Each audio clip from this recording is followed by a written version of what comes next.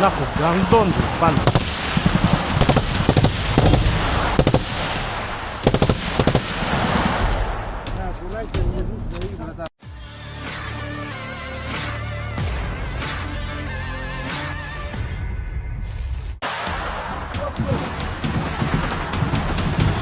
Sebuah rekaman menjadi sorotan warganet baru-baru ini sejak diunggah di media sosial Telegram pada Senin 26 Agustus 2024.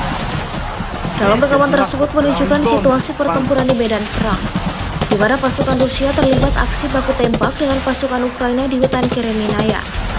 Sebagian tentara Rusia tampak berjaga di parit mereka untuk meminimalisir terjadinya perlawanan dari kubu Kiev. Terdengar suara riuh tembakan yang diduga kuat terjadi antara prajurit Rusia dan Ukraina yang sedang baku tembak. Hingga video ini beredar, beragam komentar diberikan warganet.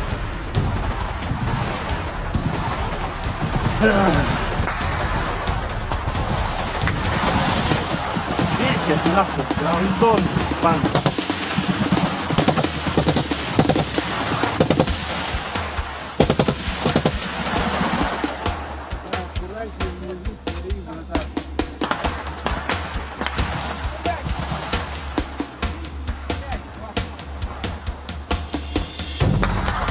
Download Tribun X sekarang, menghadirkan lokal menjadi Indonesia.